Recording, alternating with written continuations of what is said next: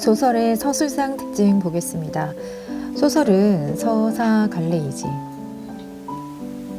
서사는 사건을 서술한다 라는 뜻이야. 그러면 소설에서 서술상의 특징, 서술은 무엇인가? 서술은 이렇게 어렵게 말이 나와 있지만 결국 이야기를 써내려 간다, 이렇게 써졌다 라는 것으로 이해하면 돼요. 이야기를 어떻게 썼는가? 읽어보자면 사건의 내용을 언어로 나타내는 행위와 그 결과를 뜻하며, 이야기를, 즉 사건을 서술하니까 사건을 썼다. 길게 얘기할 필요 없고 크게 이야기의 구성과 이야기의 전달로 나뉘어진다. 먼저 구성은 사건과 사건의 선후관계나 인과관계를 짜는 방법이다. 즉 이야기의 구성이라고 생각하면 돼. 역순환적 구성인가? 액자식 구성인가? 그 다음에 후자는 시점과 거리, 사건과 인물 제시 방식, 문제 등에 대한 전략적 선택과 관련되는데 후자 굉장히 중요해. 서술상의 특징, 문제를 물을 때 시점에 관한 문제가 굉장히 많이 나오지. 물론 다른 것도 중요해요. 그러면 시점 보면은 이야기 속의 인물과 사건을 바라보는 서술자의 위치, 이야기 전달 방법에 따라 다음과 같이 구별되는데, 서술자의 위치는 서술자가 작품 인물인 경우, 즉 위치가, 이게 지금 책인데 책이 작품이야. 작품 안에 있다. 그리고 서술자가 작중 인물이 아닌 경우 작품 밖에 있다라고 서술자의 위치를 파악할 수 있고, 이야기의 전달 방법은 인물과 사건의 내면을 분석할 수 있는가 없는가야. 분석할 수 있으면 1인칭 주인공 시점으로서 내가 주인공이니까 내가 내 이야기를 서술하는 경우, 그 다음 그렇지 않을 경우는 인물과 사건의 외부적 관찰에 의해서 이루어진다. 즉 1인칭 관찰자 시점이 되지. 자, 이러한 것들은 모두 다 서술자가 작품 안에 있는, 즉 등장인물로 존재할 경우야. 하지만 서술자가 작중인물이 아닌 경우에, 그럼 작가잖아. 서술자가 작중인물이 아닌 경우야. 그러면 작가도 역시 두 가지로 나눠지는데, 아까 이야기의 전달 방법, 내면적 분석이 가능한가 또는 불가능해서 관찰하는가에 따라서 내면적 분석이 가능하면 3인칭이고 전지적 작가 시점이야. 서술자가 전지적 작가 시점. 그 다음에 외부적 관찰만 할 수 있다라고 하면 3인칭 관찰자 시점이 되는 거야. 작가 관찰자 시점. 우리가 지금부터 공부할 윤은길의 장마라는 작품에서는 1인칭 관찰자 시점이야. 그러므로 1인칭 관찰자 시점은 1인칭인 내가 외부적 관찰을 하는 것이지, 내가 주인공이 아니라 나라고 등장하지만 작품 안에서 나는 관찰자의 입장이다. 그래서 이 사건과 사건으로 인한 이 갈등의 위치에 있는 등장인물들을 관찰하는 입장에 놓여 있지. 중심적 갈등은 친할머니와 외할머니, 이렇게 우리 공부 많이 했었잖아. 하지만 이 갈등 이전에는 사실 나도 관찰자도 갈등의 대상에 놓일 수가 있어. 나는 형사와의 갈등이 있었지.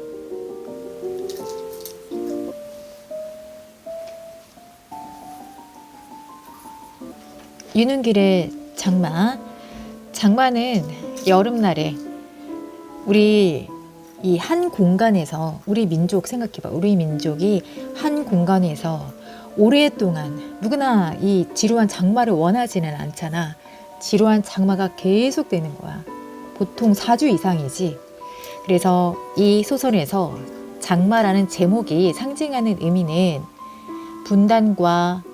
분단된 그 고통, 현실, 분단과 전쟁, 끝나지 않아. 분단과 전쟁이라는 이 민족의 비극을 상징해.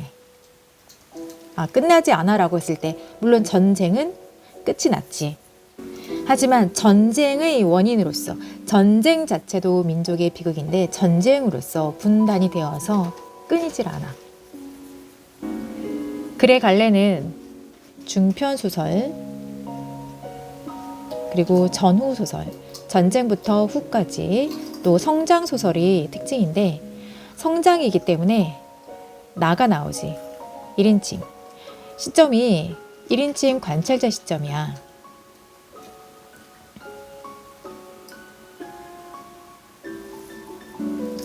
성격은 6.25 전쟁과 그로 인한 이념 대립이 심화되었지. 그리고 샤머니즘 또한 나와. 갈등은 이념의 대립이 바탕이 되고 이 바탕 속에서 가족 간이 갈등하는 모습으로 보여줘. 그리고 서술자가 아까 성장소설이라서 나가 나오는데 서술자는 어린아이의 관점으로 바라보기 때문에 어렸을 적 그 체험을 회상하는 서술 방식이 되고 회상.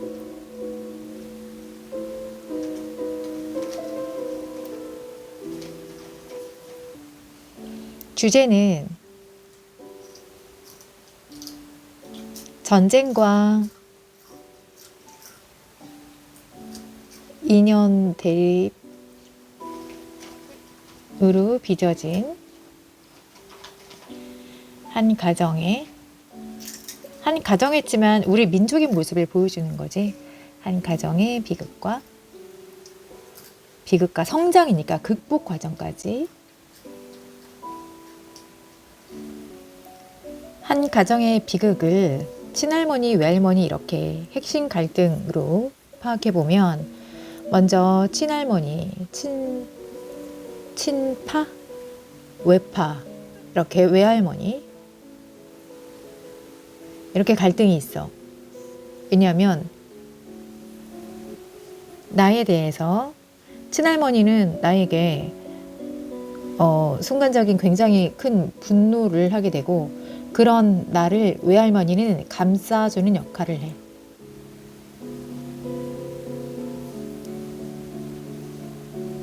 각각의 역할이라기보다는 친할머니는 나에게 어떤 사건으로 분노하게 되고 그런 나를 보며 외할머니는 나를 감싸게 되거든. 그러면 그 내용은 우리 아까 전에 살펴봤던 어린 나에게 형사가 접근해서 인민군의 정보를 물었어. 그 인민군이란 바로 친할머니의 아들이 인민군이고 외할머니의 아들은 국군이거든. 그냥 이렇게 봤을 때는 그 당시에 우리 같은 민족이잖아. 누구는 인민군이 되고 누구는 국군이 되는데 그냥 이런 모습이겠지. 여기서 갈등은 별로 없을 거야. 그런데 이제 이 가족 안에서 벌어지는 일이 형사가 나를 초콜릿을 주면서 꼬드겨서 인민군의 정보를 묻고 나는 그 유혹 또는 불안감 이런 것으로 인해서 형사에게 정보를 알려주게 되는 거야. 그래서 그 얘기를 듣고 이러한 반응이 보일 수밖에 없는 거지. 친할머니 입장에서는 분노하게 되고 외할머니 입장에서는 그런 나를 감싸주게 된다는 거야. 그리고 아들 인민군은 나가서 소식이 없어. 그리고 국군 아들은 사망했고 이런 상황인 거야. 불쌍한 것. 사투리의 사용으로 인해서 실제 이 지역에서 이 사람이 말을 하는구나 라는 사실감을 주고 있어. 불쌍한 것 누가 말했을까? 이 말을 남기면서 외할머니야. 내 곁을 떠났다. 나라는 사람 인물 파악하기. 나 1인칭이지 아까 관찰자 시점이라고 했어. 내가 외할머니를 관찰할 거야. 구겨진 무명 치맛자락을 이 옷차림 외할머니겠지. 소리 없이 끌면서 마루로 나서는 외할머니의 뒷모습을 나는 실눈을 뜨고 바라보았다. 나는 관찰하고 있어. 방금 그 중얼거림이 누구를 가리키는 것인지는 모른다. 왜냐하면 나는 모르는 정보가 너무 많은 나는 어린 아이인 거지. 자, 어린 나. 이름은 동만이야. 불쌍한 사람은 내 주위에 너무 많았다. 우선 일선에서 전사한 외삼촌이 그렇다. 외삼촌이 그렇다고 사실은 나 역시도 몹시 불쌍한 처지에 놓여 있었다. 그냥 읽었지만 전쟁 앞선에서 전사한 외삼촌 사망했잖아. 아까 불쌍한 사람 내 주위에 너무 많다라고 얘기했고, 사실은 나 역시도 몹시 불쌍한 처지에 놓여 있다. 나도 지금 현재 몹시 불쌍한 처지라고 했어. 그러면서 그 처지를 설명해줘. 형사한테서 양과자를 얻어먹은 사건 이후로 나는 근달 소수간이나 거의 한 달이나 줄곧 울 안에만 틀어박혀 근신하면서 조심하면서 근신할 것을 명령한 아버지, 용서할 권한을 가진 할머니의 눈치를 살피는 신세였다. 외할머니, 할머니 다르지 지금? 그러나 가장 불쌍한 사람은 바로 외할머니 자신이었을지도 모른다. 왜냐하면 전사한 외삼촌, 자신을 잃었기 때문이지. 마루 끝에 앉아서 구름에 덮인 건지산 근방을 바라보는 외할머니 모습은 몹시도 허전해 보였다. 이렇게 보였다라는 거 관찰할 자의 입장이야. 전사한 외삼촌 통지서를 받던 날 저녁에 본강하고 두렵던 모습은 도무지 찾아볼 수 없었다. 이제 시들대로 시들어 먼 산바라기로 우두만이 앉아있는 초라한 할멈 하나가 있을 뿐이다. 외할머니. 고역에서 해방된 기분은 근신기간이 종료됐겠지. 그 측은한 모습으로 하여 금세 지워지고 말았다. 어머니나 이모 그래도 괜찮은 편이었다. 무엇보다 우려되는 건 할머니와 외할머니 간의 불화였다. 자, 이것이 갈등자 2명. 외삼촌과 이모를 공부시키기 위해 삶을 정리해서 서울로 떠났던 외가가 어느 날 보퉁이를 꾸려 들고 느닷없이 우리들 앞에 나타났을 때 사랑채를 비우고 같이 지내기를 먼저 권한 사람은 할머니였다. 그래서 외가에서 친할머니 댁으로 오게 된 거야. 난리가 끝나는 날까지 늙은이들끼리 서로 의지하며 살자는 말은 여러 번 들을 수 있었고, 얼마 전까지만 해도 두 사돈댁은 사실 말다툼 한 번 없이 의좋게 지내왔었다. 수복이 되어 1950년 9월에 서울을 되찾게 되어서 완장을 두르고 설치던 삼촌, 그 삼촌이 인민군을 따라서 어디론지 쫓겨가 버리고 그때까지 대밭 속에 굴을 파고 숨어 의용군을 비하던 외삼촌이 국군에 입대하게 되어, 자, 외삼촌은 국군. 서로 완전히 다른 입장이야. 양쪽에 각기 입장을 달리하는 근심거리가 생긴 뒤로도 겉에 두드러진 변화는 없었다. 그러던 두 분 사이에 얼추 금이 가기 시작한 것은 저 사건, 그 사건을 보충하는 이음표야. 그 사건, 저 사건. 내가 남모르는 사람의 꼬임에 빠져 과자를 얻어먹은 일로 할머니 분노를 사면서부터이다. 그러면 사건이라는 말이 나왔어. 이 사건은 바로 할머니와 외할머니 간의 불화, 그것이 사건이 되고, 그 사건의 자세한 내막이 이제 나의 서술자의 설명으로서 나와 있어. 이런 일이었다. 할머니의 말을 옮기자면 나는 짐승만도 못한, 할머니는 나에게 분노하는 입장이야. 과자 한 조각에 삼촌을 팔아먹은 천하의 무지막지한 사람 백정이었다. 외할머니가 유일한 내 편이 되어 외할머니는 나를 감싸주는 입장, 궁지에 몰린 외송자를 감싸고 역성드는 바람에 할머니는 그때 단단히 비위가 상했던 것이다. 근데 어떻게 보면 당연해 보이는 일이잖아. 얘는 어린 아이이기 때문에 어른 형사의 유혹 그리고 불안감을 조성하는 것에 어린 아이로서는 그렇게 할 수밖에 없었을 거거든. 또 그것을 어른이 이용하는 것이고, 그런데 할머니 입장에서는 너로 인해서 어리지만 너로 인해서 당장 내 아들이 위기에 처했다. 죽을 수 있어. 아니면 또는 죽게 됐을 수도 있지. 그렇기 때문에 나에게 일시적으로나마 굉장한 화를 낼 수밖에 없었던 거거든. 하지만 아이라는 점을 보면 또 할머니가 그렇게 나쁜 인물은 아니었잖아. 외할머니 건너방에서 살게 해주고 외할머니 가족을 하지만 외할머니 입장으로서는 그런 할머니의 태도에 어린 나를 감싸 주어야 하는 것이지. 우리가 이데올로기 같은 경우도 어느 한쪽의 편을 들 수 없는 것처럼 마치 지금 상황도 외할머니는 지금 근데 외할머니가 유일한 내 편이 되어 이거는 일방적으로 어린 너지만 잘못해서 일이 이렇게 됐어 라고 하고 너는 그렇게 혼나는 게 당연해 라고 할 수 없다는 거야.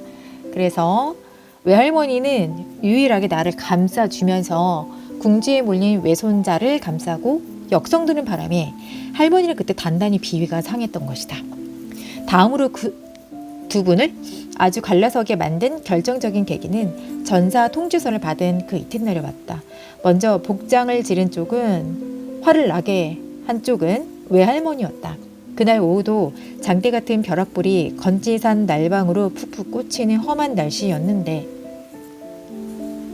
자 배경 볼게. 오후였어. 그날 오후 장대 같은 벼락불이 건지산 날방으로 푹푹 꽂히는 험한 날씨였다.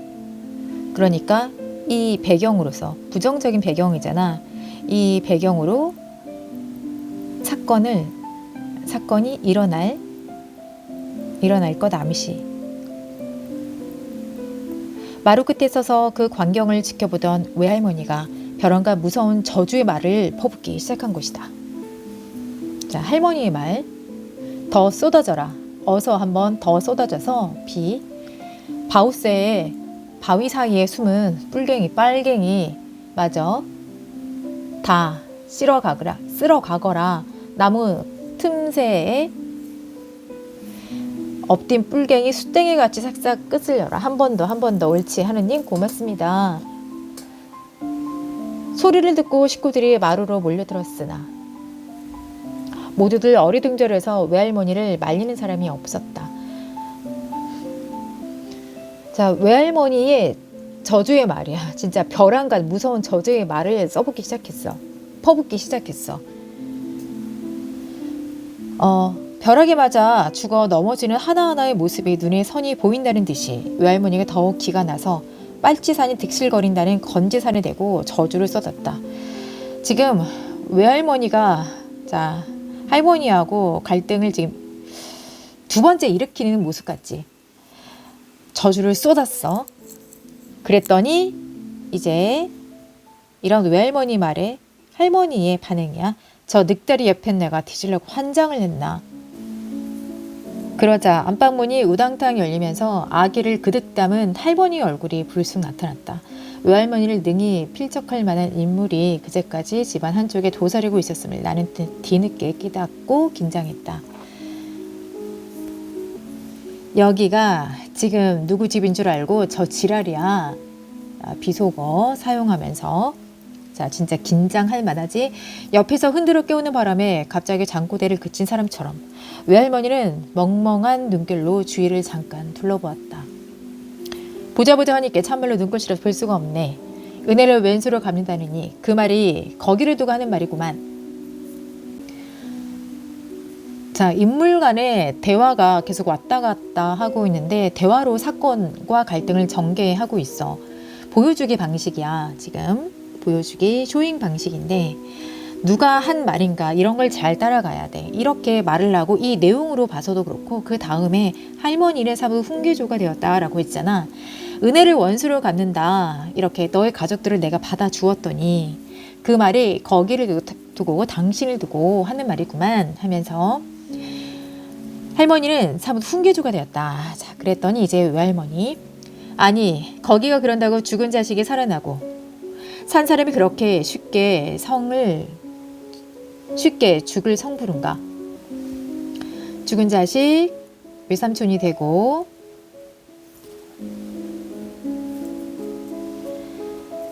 어린 반푼 없는 소리 빚감도 말어 임명은 제천이랬다고. 말도 안 돼. 사람 목숨은 제천.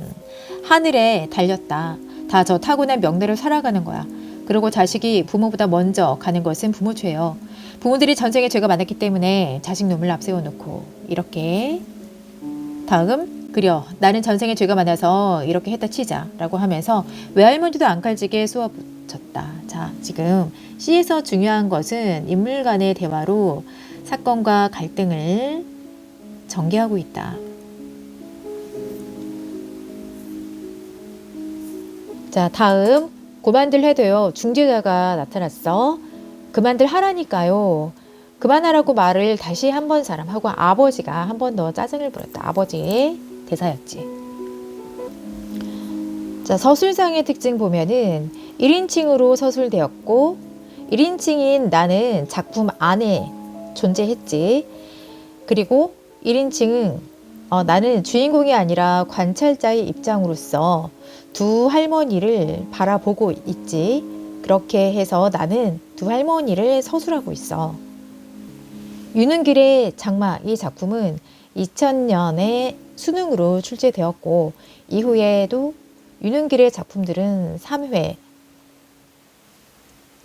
모의고사 그 안에 모의고사 1회 수능 2회 그리고 그 안에 보면 그 모의고사 1회라는 게 바로 작년에 2024년 완전 2024 최최근 9월 모의평가에 날개 또는 수갑이 출제되었어.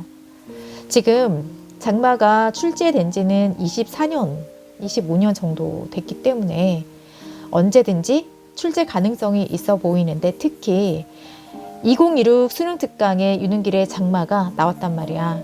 그래서 지금 현재 고2, 고3들은 유능길의 작품, 특히 장마 잘 살펴보고 공부해 두면 되겠습니다.